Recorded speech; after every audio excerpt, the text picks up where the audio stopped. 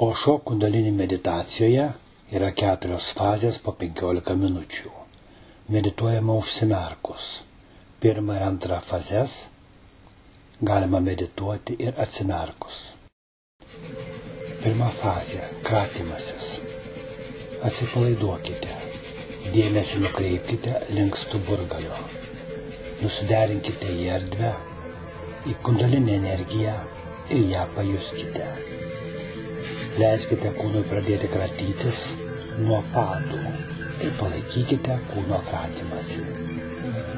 Kūno judinimas ir kratymas padeda išjudinti vitalinę energiją ir netiesiogiai budina kundalinę energiją. Padeda ją uždegti. Nedėkite pastangų. Leiskite atkristi įvairiems impulsams, įtampoms, įspūdžiams, mintims. Netrukdykite kilti kundalinei energijai ir kratytis kūnui.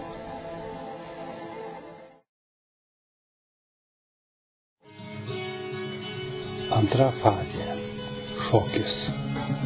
Tegul kūnas šoka pagal muziką. Paleiskite pozas, manieras, įpročius.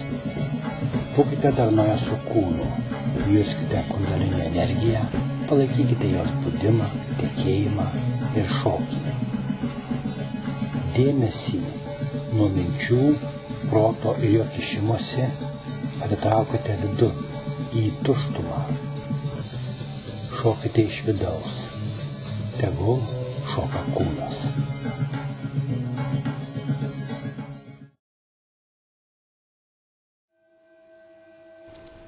Trečia fazė – liudijimas. Likite stovėti ar atsisėskite. Iš vidaus bešališkai stebėkite viską, kas vyksta išorėje ir viduje. Atsitraukite nuo kūno, kvėpavimo, minčių, proto. Į nieką nesikiškite, nieko nevertinkite, neteiskite, negalvokite. Liudykite.